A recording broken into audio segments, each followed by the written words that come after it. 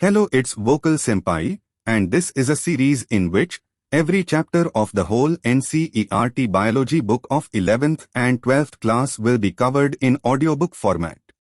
In this video, the chapter 8 of class 12 biology book, that is Human Health and Disease, will be narrated.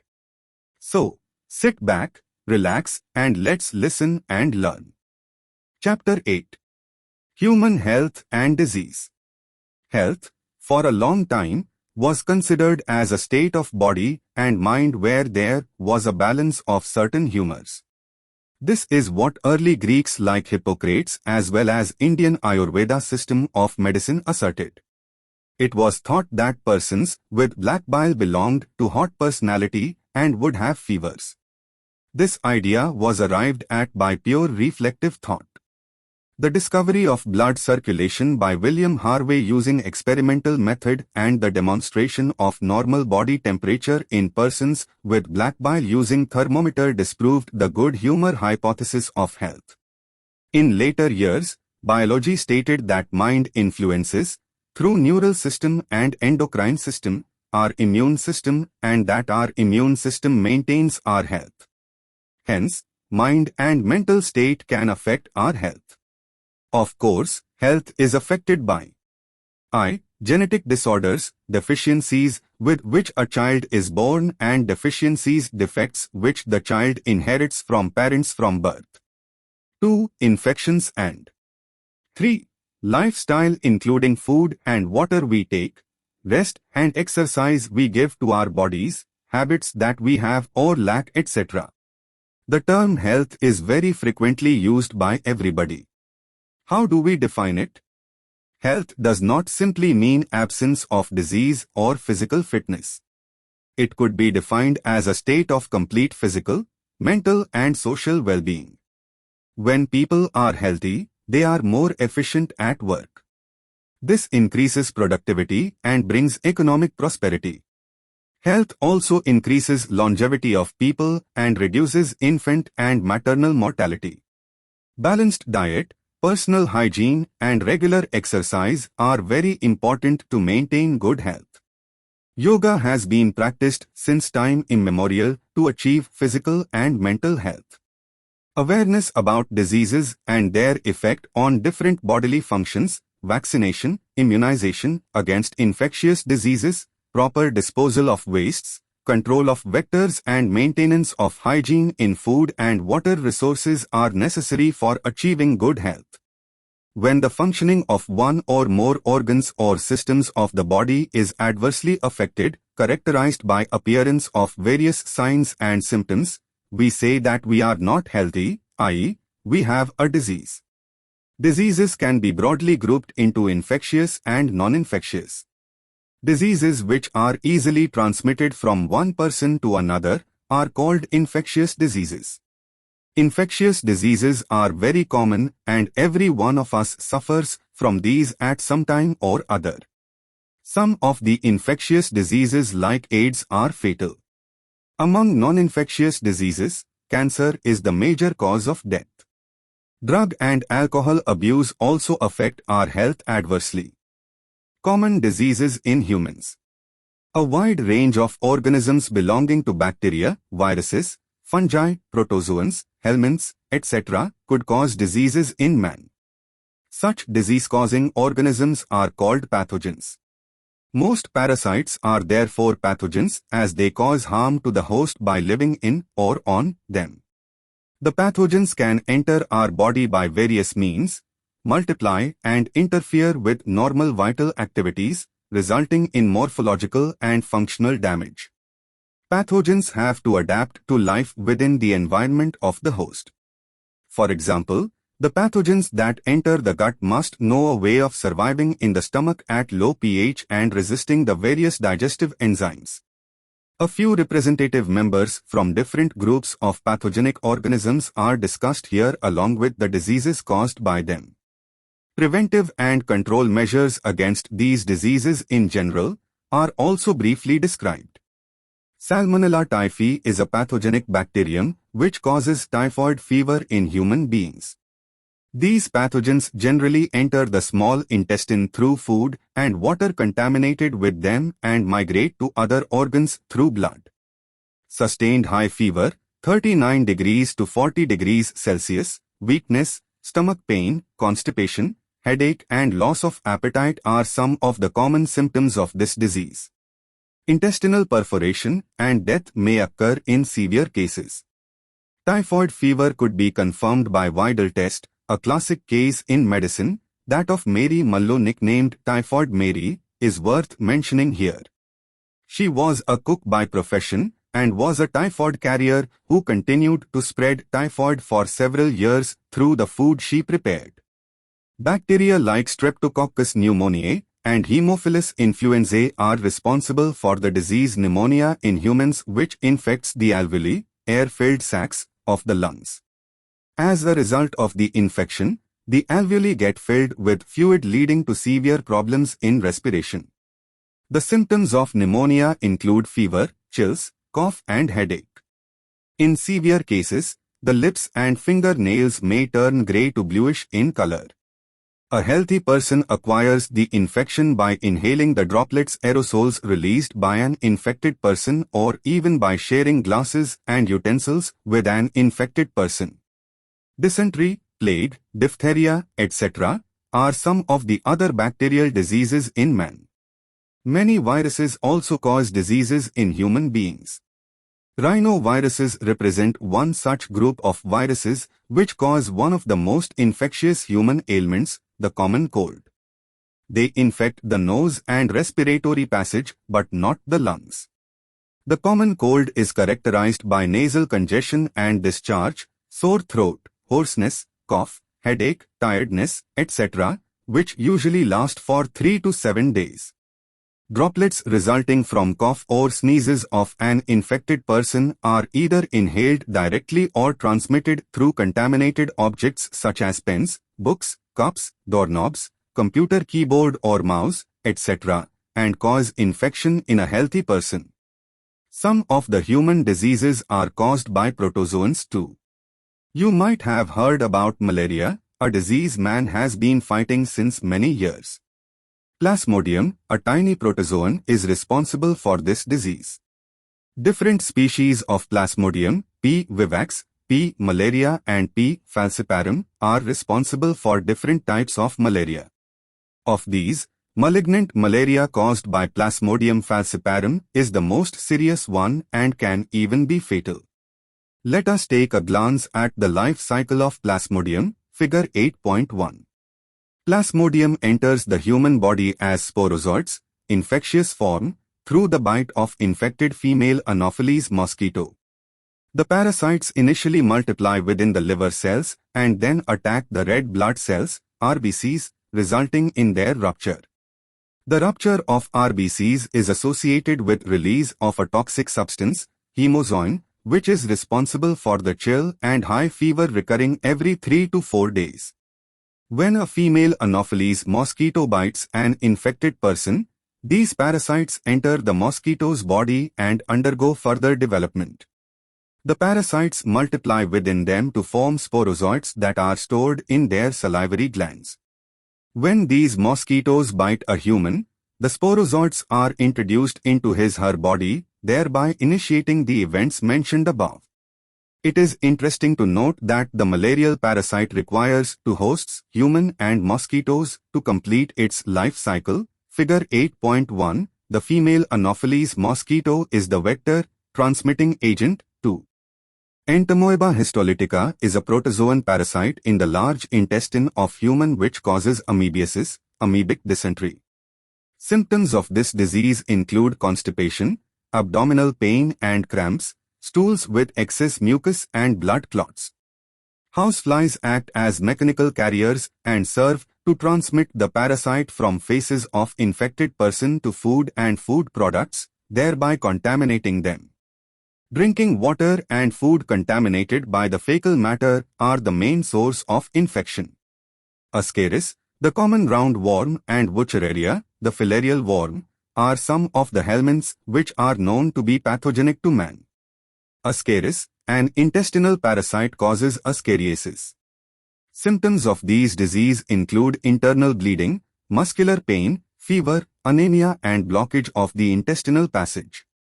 The eggs of the parasite are excreted along with the feces of infected persons which contaminate soil, water, plants, etc.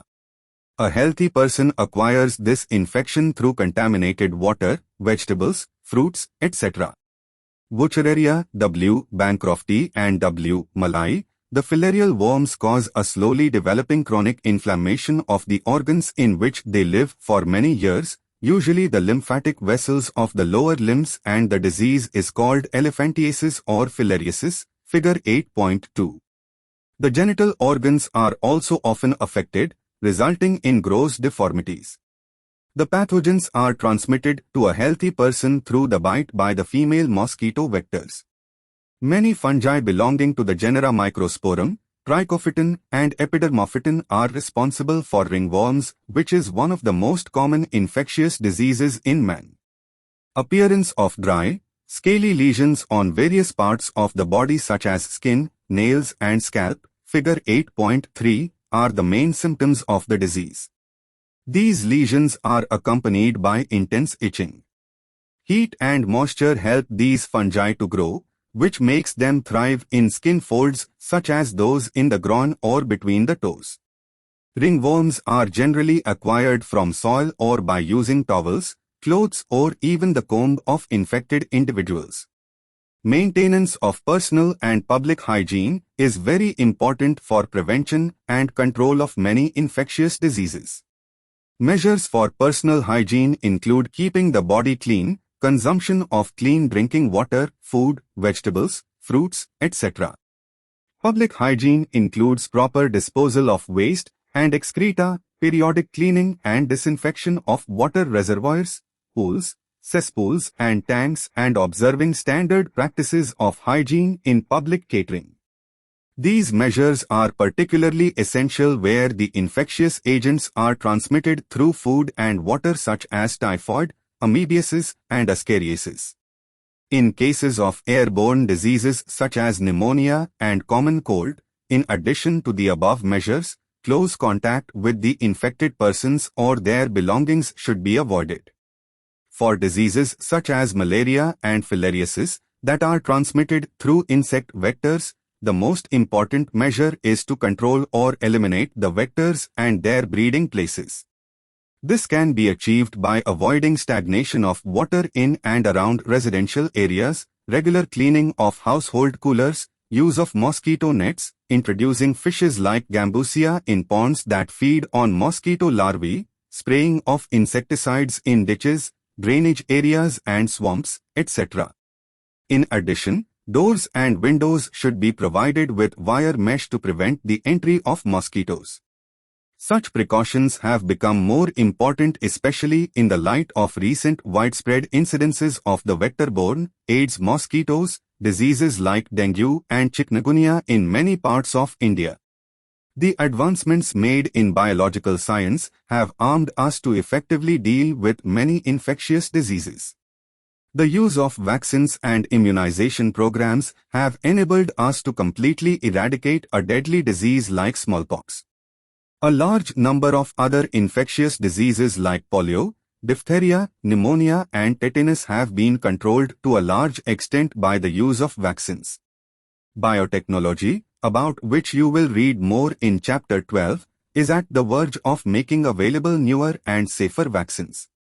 Discovery of antibiotics and various other drugs has also enabled us to effectively treat infectious diseases. Immunity. Every day we are exposed to large number of infectious agents.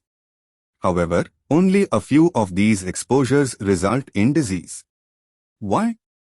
This is due to the fact that the body is able to defend itself from most of these foreign agents. This overall ability of the host to fight the disease-causing organisms, conferred by the immune system, is called immunity. Immunity is of two types. I. Innate immunity and 2. Acquired immunity. Innate immunity. Innate immunity is non-specific type of defense that is present at the time of birth. This is accomplished by providing different types of barriers to the entry of the foreign agents into our body. Innate immunity consists of 4 types of barriers. These are I. Physical barriers. Skin on our body is the main barrier which prevents entry of the microorganisms. Mucus coating of the epithelium lining the respiratory, gastrointestinal and urogenital tracts also help in trapping microbes entering our body. 2. Physiological barriers. Acid in the stomach, saliva in the mouth, tears from eyes all prevent microbial growth. 3. Cellular barriers. Certain types of leukocytes, WBC, of our body like polymorphonuclear leukocytes, PMN neutrophils, and monocytes and natural killer type of lymphocytes in the blood as well as macrophages in tissues can phagocytose and destroy microbes. 4. Cytokine barriers. Virus-infected cells secrete proteins called interferons, which protect non-infected cells from further viral infection. Acquired immunity. Acquired immunity, on the other hand, is pathogen-specific. It is characterized by memory. This means when our body encounters a pathogen, for the first time it produces a response called primary response, which is of low intensity. Subsequent encounter with the same pathogen elicits a highly intensified secondary or anamnestic response. This is ascribed to the fact that our body appears to have memory of the first encounter. The primary and secondary immune responses are carried out with the help of 2 special types of lymphocytes present in our blood, i.e., B lymphocytes and T lymphocytes. The B lymphocytes produce an army of proteins in response to pathogens into our blood to fight with them. These proteins are called antibodies. The T cells themselves do not secrete antibodies but help B cells to produce them. Each antibody molecule has 4 peptide chains, 2 small called light chains and 2 longer called heavy chains. Hence, an antibody is represented as H2L2. Different types of antibodies are produced in our body. IgA, IgM, IgE, IgG are some of them. A cartoon of an antibody is given in figure 8.4. Because these antibodies are found in the blood, the response is also called as humoral immune response. This is one of the 2 types of our acquired immune response, antibody-mediated. The second type is called cell-mediated immune response or cell-mediated immunity, CMI. The T lymphocytes mediate CMI. Very often, when some human organs like heart, eye, liver, kidney fail to function satisfactorily, transplantation is the only remedy to enable the patient to live a normal life. Then a search begins to find a suitable donor. Why is it that the organs cannot be taken from just anybody? What is it that the doctors check? Grafts from just any source, an animal, another primate, or any human beings cannot be made since the grafts would be rejected sooner or later. Tissue matching, blood group matching are essential before undertaking any graft transplant, and even after this the patient has to take immunosuppressants all her life. The body is able to differentiate self and non-self, and the cell-mediated immune response is responsible for the graft rejection. Active and passive immunity. When a host is exposed to antigens, which may be in the form of living or dead microbes or other proteins, antibodies are produced in the host body. This type of immunity is called active immunity. Active immunity is slow and takes time to give its full effective response. Injecting the microbes deliberately during immunization or infectious organisms gaining access into body during natural infection induce active immunity. When ready-made antibodies are directly given to protect the body against foreign agents, it is called passive immunity. Do you know why mother's milk is considered very essential for the newborn infant? The yellowish fluid colostrum secreted by mother during the initial days of lactation has abundant antibodies, IgA, to protect the infant. The fetus also receives some antibodies from their mother through the placenta during pregnancy. These are some examples of passive immunity. vaccination and immunization. The principle of immunization or vaccination is based on the property of memory of the immune system. In vaccination, a preparation of antigenic proteins of pathogen or inactivated weakened pathogen vaccine are introduced into the body. The antibodies produced in the body against these antigens would neutralize the pathogenic agents during actual infection. The vaccines also generate memory, B and T cells that recognize the pathogen quickly on subsequent exposure and overwhelm the invaders with a massive production of antibodies. If a person is infected with some deadly microbes to which quick immune response is required as in tetanus, we need to directly inject the preformed antibodies or antitoxin, a preparation containing antibodies to the toxin. Even in cases of snake bites, the injection which is given to the patients contain preformed antibodies against the snake venom. This type of immunization is called passive immunization. Recombinant DNA technology has allowed the production of antigenic polypeptides of pathogen in bacteria or yeast. Vaccines produced using this approach allow large-scale production and hence greater availability for immunization. Example, hepatitis B vaccine produced from yeast. Allergies.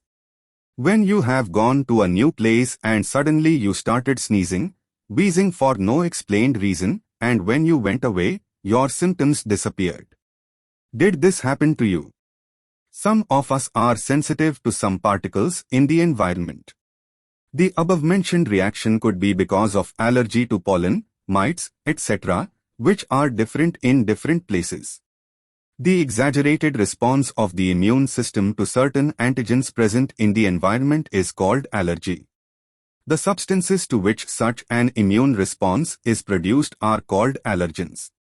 The antibodies produced to these are of IgE type.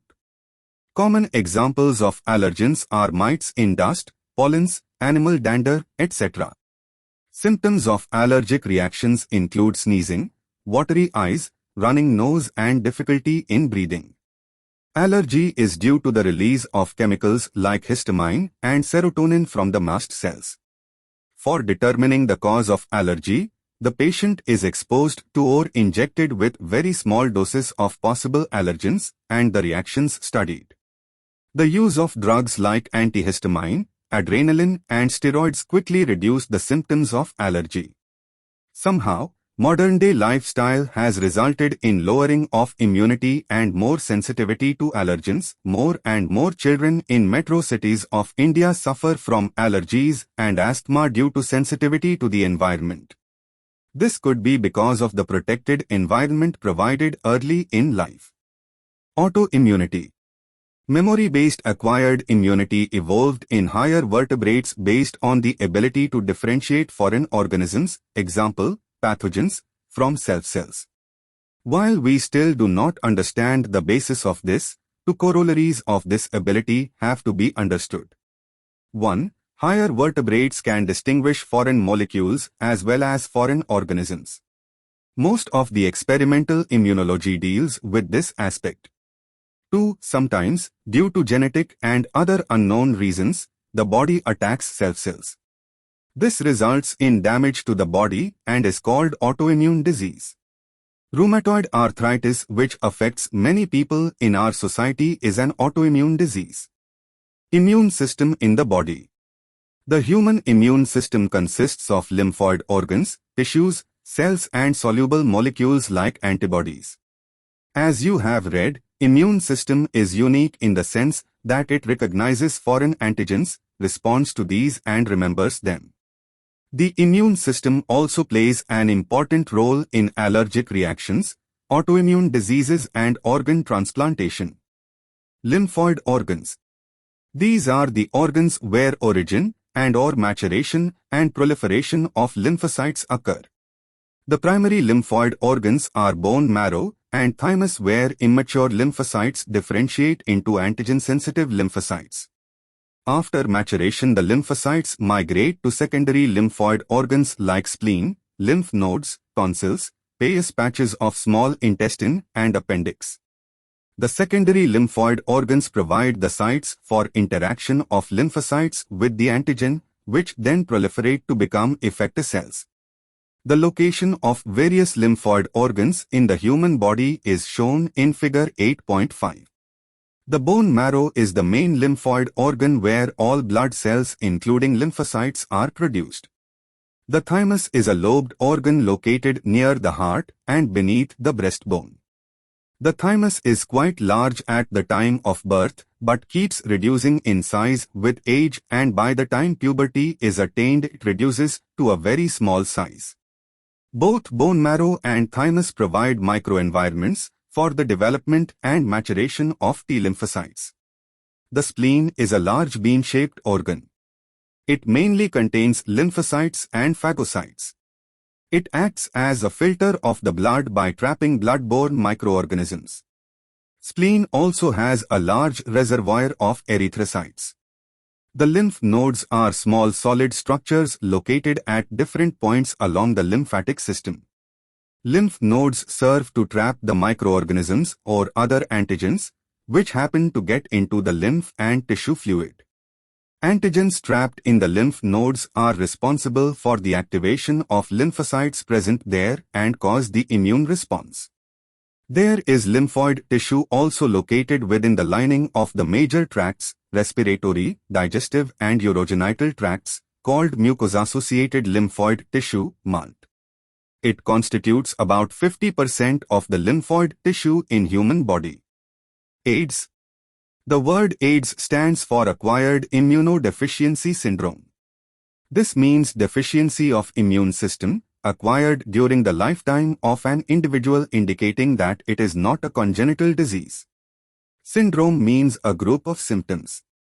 AIDS was first reported in 1981, and in the last 25 years or so, it has spread all over the world, killing more than 25 million persons. AIDS is caused by the human immunodeficiency virus, HIV, a member of a group of viruses called retrovirus, which have an envelope enclosing the RNA genome, figure 8.6. Transmission of HIV infection generally occurs by a. Sexual contact with infected person, b. By transfusion of contaminated blood and blood products, c. By sharing infected needles as in the case of intravenous drug abusers, and d. From infected mother to her child through placenta. So, people who are at high risk of getting this infection includes individuals who have multiple sexual partners, drug addicts who take drugs intravenously, individuals who require repeated blood transfusions, and children born to an HIV-infected mother. Do you know when do people need repeated blood transfusion? Find out and make a list of such conditions. It is important to note that HIV/AIDS is not spread by mere touch or physical contact, it spreads only through body fluids. It is, hence, imperative for the physical and psychological well-being that the HIV/AIDS infected persons are not isolated from family and society. There is always a time lag between the infection and appearance of AIDS symptoms. This period may vary from a few months to many years, usually 5 to 10 years. After getting into the body of the person, the virus enters into macrophages where RNA genome of the virus replicates to form viral DNA with the help of the enzyme reverse transcriptase. This viral DNA gets incorporated into host cells' DNA and directs the infected cells to produce virus particles, figure 8.6. The macrophages continue to produce virus and in this way acts like a HIV factory. Simultaneously, HIV enters into helper T lymphocytes, ETH, replicates and produce progeny viruses. The progeny viruses released in the blood attack other helper T lymphocytes. This is repeated, leading to a progressive decrease in the number of helper T lymphocytes in the body of the infected person. During this period, the person suffers from bouts of fever, diarrhea and weight loss. Due to decrease in the number of helper T lymphocytes, the person starts suffering from infections that could have been otherwise overcome, such as those due to bacteria, especially Mycobacterium, viruses, fungi and even parasites like toxoplasma. The patient becomes so immunodeficient that he/she is unable to protect himself/herself against these infections. A widely used diagnostic test for AIDS is enzyme-linked immunosorbent assay, ELISA. Treatment of AIDS with antiretroviral drugs is only partially effective. They can only prolong the life of the patient but cannot prevent death, which is inevitable. Prevention of AIDS. As AIDS has no cure, prevention is the best option. Moreover, HIV infection, more often, spreads due to conscious behavior patterns and is not something that happens inadvertently, like pneumonia or typhoid. Of course, infection in blood transfusion patients, newborns, from mother, etc., may take place due to poor monitoring. The only excuse may be ignorance, and it has been rightly said, don't die of ignorance. In our country, the National AIDS Control Organization, NACO, and other non-governmental organizations, NGOs, are doing a lot to educate people about AIDS. WHO has started a number of programs to prevent the spreading of HIV infection. Making blood, from blood banks, safe from HIV, ensuring the use of only disposable needles and syringes in public and private hospitals and clinics, free distribution of condoms, controlling drug abuse, advocating safe sex and promoting regular checkups for HIV in susceptible populations, are some such steps taken up. Infection with HIV or having AIDS is something that should not be hidden, since then, the infection may spread to many more people. HIV/AIDS infected people need help and sympathy instead of being shunned by society.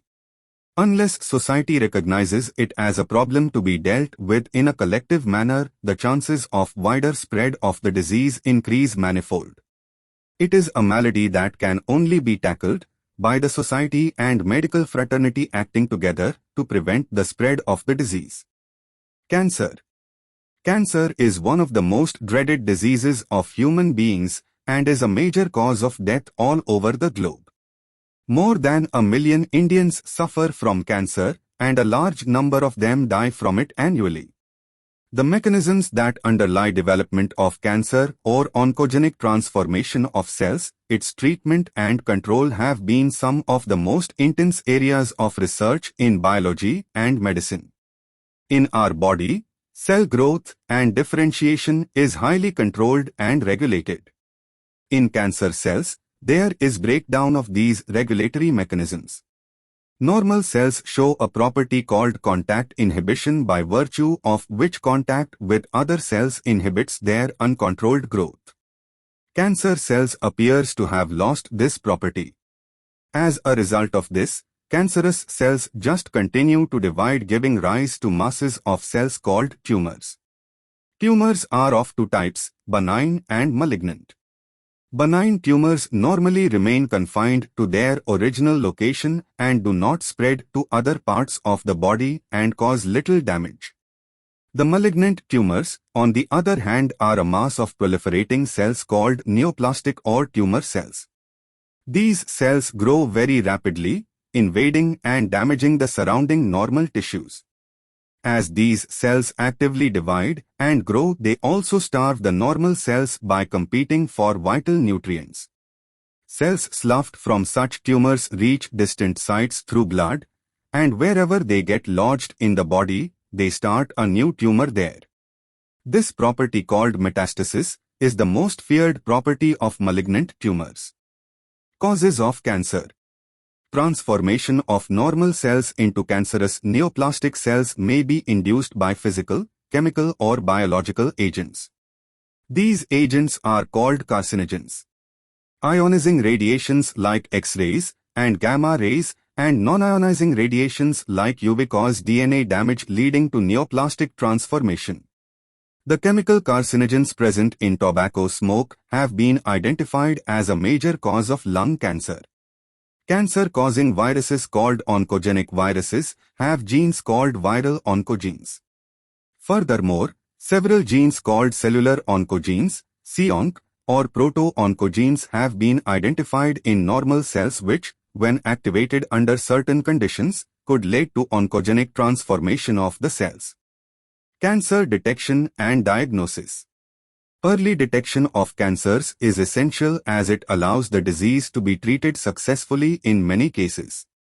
Cancer detection is based on biopsy and histopathological studies of the tissue and blood and bone marrow tests for increased cell counts in the case of leukemias.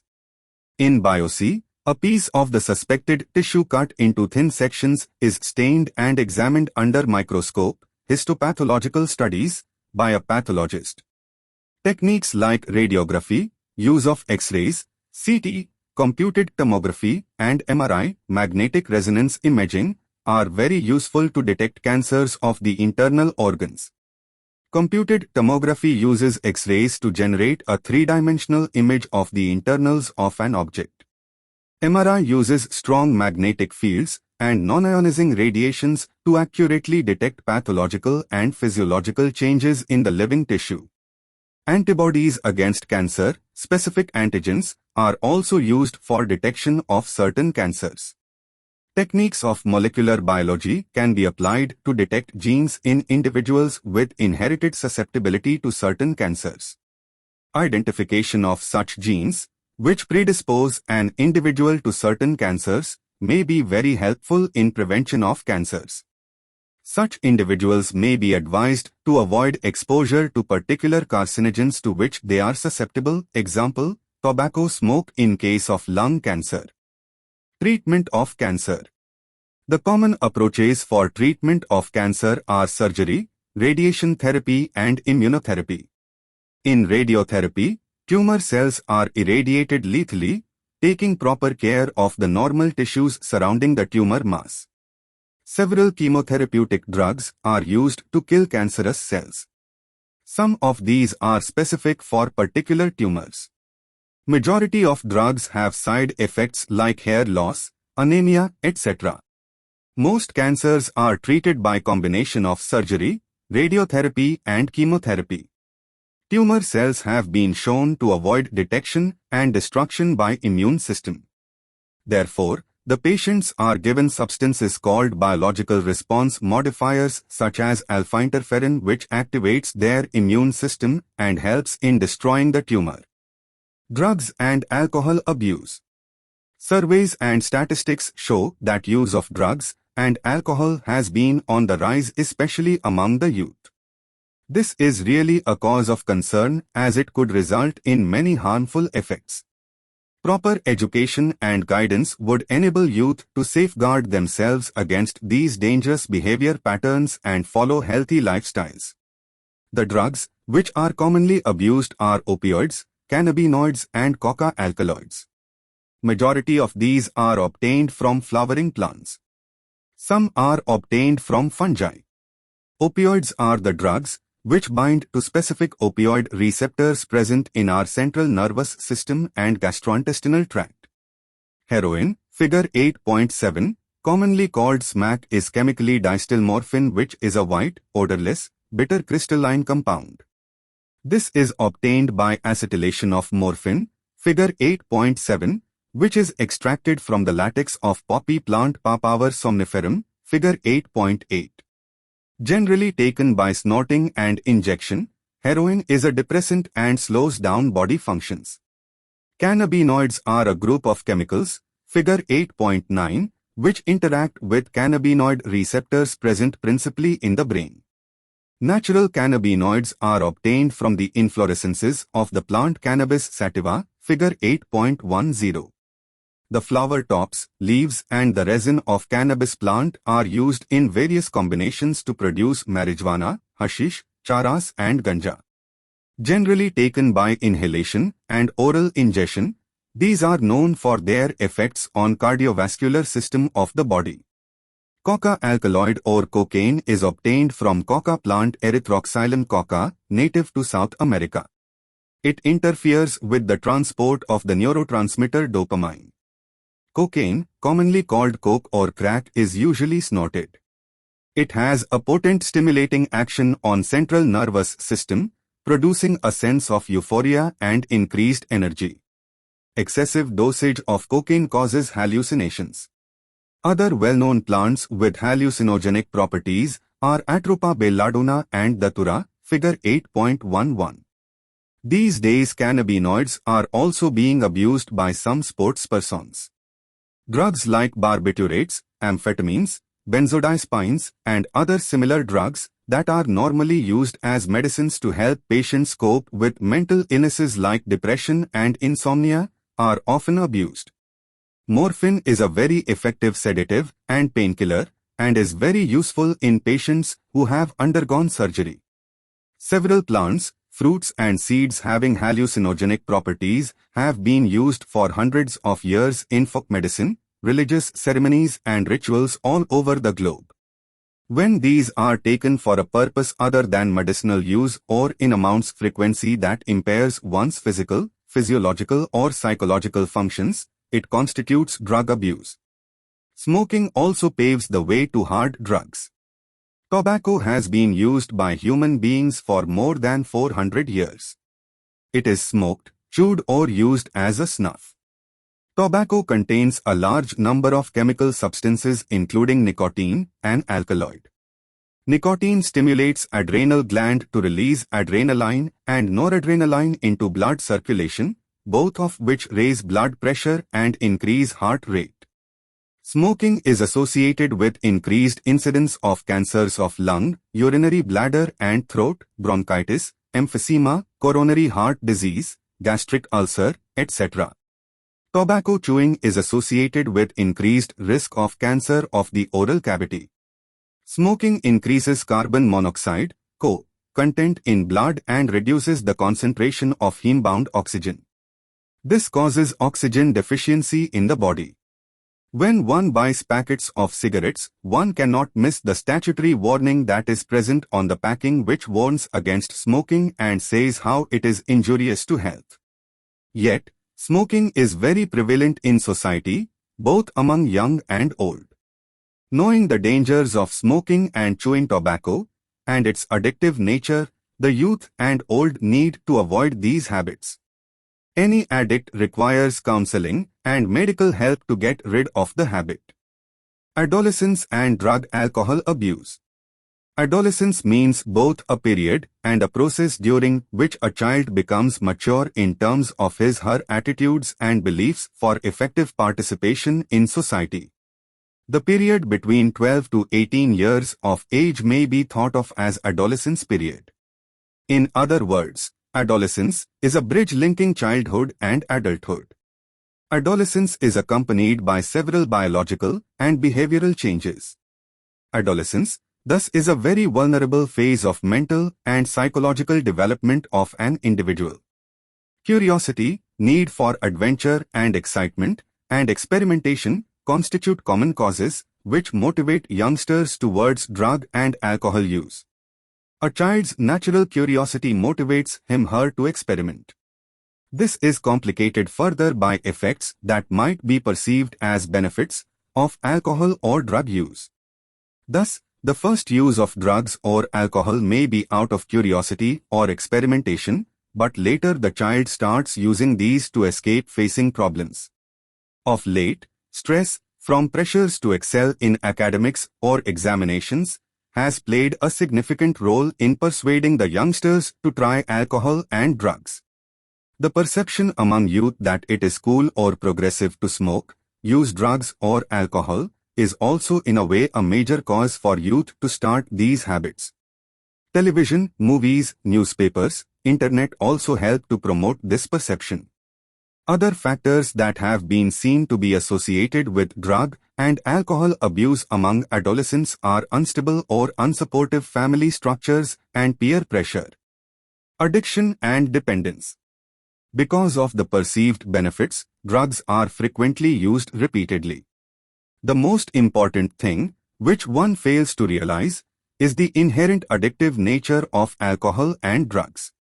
Addiction is a psychological attachment to certain effects, such as euphoria and a temporary feeling of well-being associated with drugs and alcohol. These drive people to take them even when these are not needed, or even when their use becomes self-destructive. With repeated use of drugs, the tolerance level of the receptors present in our body increases. Consequently, the receptors respond only to higher doses of drugs or alcohol, leading to greater intake and addiction. However, it should be clearly borne in mind that use of these drugs, even once, can be a forerunner to addiction. Thus, the addictive potential of drugs and alcohol pull the user into a vicious circle, leading to their regular use, abuse, from which he/she may not be able to get out. In the absence of any guidance or counseling, the person gets addicted and becomes dependent on their use. Dependence is the tendency of the body to manifest a characteristic and unpleasant withdrawal syndrome if regular dose of drugs alcohol is abruptly discontinued. This is characterized by anxiety, shakiness, nausea and sweating, which may be relieved when use is resumed again. In some cases, withdrawal symptoms can be severe and even life-threatening, and the person may need medical supervision. Dependence leads the patient to ignore all social norms in order to get sufficient funds to satiate his/her needs. These result in many social adjustment problems. Effects of drug-alcohol abuse. The immediate adverse effects of drugs and alcohol abuse are manifested in the form of reckless behavior, vandalism, and violence. Excessive doses of drugs may lead to coma and death due to respiratory failure, heart failure, or cerebral hemorrhage.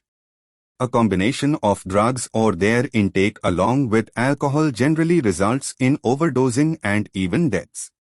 The most common warning signs of drug and alcohol abuse among youth include drop in academic performance, unexplained absence from school/college, lack of interest in personal hygiene, withdrawal, isolation, depression, fatigue, aggressive and rebellious behavior, deteriorating relationships with family and friends, loss of interest in hobbies, change in sleeping and eating habits, fluctuations in weight, appetite, etc.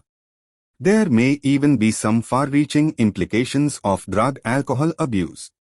If an abuser is unable to get money to buy drugs-alcohol, he/she may turn to stealing. The adverse effects are just not restricted to the person who is using drugs or alcohol. At times, a drug-alcohol addict becomes the cause of mental and financial distress to his/her entire family and friends. Those who take drugs intravenously, direct injection into the vein using a needle and syringe, are much more likely to acquire serious infections like AIDS and hepatitis B. The viruses, which are responsible for these diseases, are transferred from one person to another by sharing of infected needles and syringes.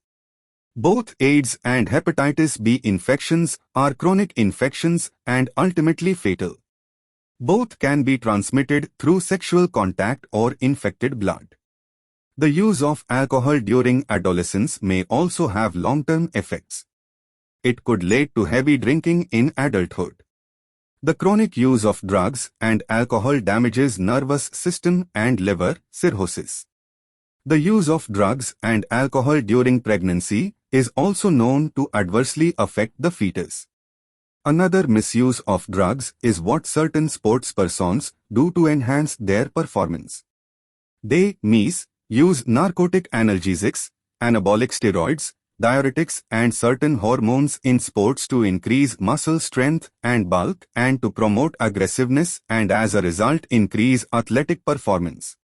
The side effects of the use of anabolic steroids in females include masculinization, features like males, increased aggressiveness, mood swings, depression, abnormal menstrual cycles, excessive hair growth on the face and body, enlargement of clitoris, deepening of voice.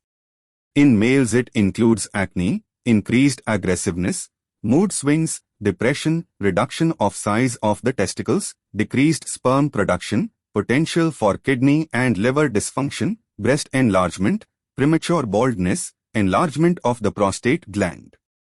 These effects may be permanent with prolonged use. In the adolescent male or female, severe facial and body acne and premature closure of the growth centers of the long bones may result in stunted growth. Prevention and control. The age-old adage of prevention is better than cure holds true here also. It is also true that habits such as smoking, taking drug or alcohol are more likely to be taken up at a young age, more during adolescence. Hence, it is best to identify the situations that may push an adolescent towards use of drugs or alcohol, and to take remedial measures well in time. In this regard, the parents and the teachers have a special responsibility. Parenting that combines with high levels of nurturance and consistent discipline has been associated with lowered risk of substance, alcohol, drugs, tobacco abuse. Some of the measures mentioned here would be particularly useful for prevention and control of alcohol and drugs abuse among adolescents. I. Avoid undue peer pressure. Every child has his/her own choice and personality, which should be respected and nurtured. A child should not be pushed unduly to perform beyond his/her threshold limits, be it studies, sports or other activities. 2. Education and counseling. Educating and counseling him/her to face problems and stresses, and to accept disappointments and failures as a part of life. It would also be worthwhile to channelize the child's energy into healthy pursuits like sports, reading, music, yoga and other extracurricular activities. 3. Seeking help from parents and peers. Help from parents and peers should be sought immediately so that they can guide appropriately. Help may even be sought from close and trusted friends. Besides getting proper advice to sort out their problems, this would help young to vent their feelings of anxiety and guilt. 4. Looking for danger signs. Alert parents and teachers need to look for and identify the danger signs discussed above. Even friends, if they find someone using drugs or alcohol, should not hesitate to bring this to the notice of parents or teacher in the best interests of the person concerned. Appropriate measures would then be required to diagnose the malady and the underlying causes. This would help in initiating proper remedial steps or treatment. Seeking professional and medical help. A lot of help is available in the form of highly qualified psychologists, psychiatrists, and the addiction and rehabilitation programs to help individuals who have unfortunately got in the quagmire of drug-alcohol abuse. With such help, the affected individual with sufficient efforts and willpower can get rid of the problem completely and lead a perfectly normal and healthy life. Summary. Health is not just the absence of disease. It is a state of complete physical, mental, social and psychological well-being. Diseases like typhoid, cholera, pneumonia, fungal infections of skin, malaria and many others are a major cause of distress to human beings. Vector-borne diseases like malaria, especially one caused by Plasmodium falciparum, if not treated, may prove fatal. Besides personal cleanliness and hygiene, public health measures like proper disposal of waste, decontamination of drinking water, control of vectors like mosquitoes and immunization are very helpful in preventing these diseases. Our immune system plays the major role in preventing these diseases when we are exposed to disease-causing agents. The innate defenses of our body like skin, mucous membranes, antimicrobial substances present in our tears, saliva and the phagocytic cells help to block the entry of pathogens into our body.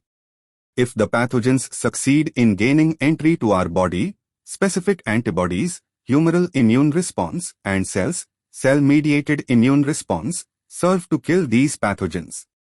Immune system has memory. On subsequent exposure to same pathogen, the immune response is rapid and more intense. This forms the basis of protection afforded by vaccination and immunization. Among other diseases, AIDS and cancer kill a large number of individuals worldwide. AIDS caused by the human immunodeficiency virus, HIV, is fatal but can be prevented if certain precautions are taken. Many cancers are curable if detected early and appropriate therapeutic measures are taken. Of late, drug and alcohol abuse among youth and adolescents is becoming another cause of concern. Because of the addictive nature of alcohol and drugs, and their perceived benefits like relief from stress, a person may try taking these in the face of peer pressure, examinations-related and competition-related stresses. In doing so, he/she may get addicted to them. Education about their harmful effects, counseling and seeking immediate professional and medical help would totally relieve the individual from these evils. M.S. Swaminathan. Born in August 1925 in Kumbakonam in Tamil Nadu, Monkambu Sambasivan Swaminathan did his graduation and post-graduation in botany from Madras University. He worked in different capacities in large number of institutions in India and abroad and developed his expertise in genetics and plant breeding. The School of Cytogenetics and Radiation Research established at the Indian Agricultural Research Institute, IRI, enabled Swaminathan and his team to develop short-duration high-yielding varieties of rice including scented basmati. He is also known for the development of the concept of crop cafeteria, crop scheduling and genetically improving the yield and quality. Swaminathan initiated collaboration with Norman Borlaug, which culminated in the Green Revolution through introduction of Mexican varieties of wheat in India. This was highly recognized and appreciated. He is also the initiator of Laptulent, food security and several other environmental programs. He has been honored with Padma Bhushan and several other prestigious awards, medals and fellowships by institutions of excellence. Thank you for tuning in. Give this video a thumbs up if it was helpful and subscribe for the upcoming videos. Check out more videos from the playlist. Also comment down if you have some queries or suggestion. तेरा number नहीं है, you left the city and you're gone. बात करने को है बस ये microphone, वही कागज वही कलम ले जैसा दिल नरम बदबख्त बस करो उदासी हर तरफ झूठे तेरे भरम किस बात पे तू बरहम पर हम क्यों अभी stuck like a jam on a one way.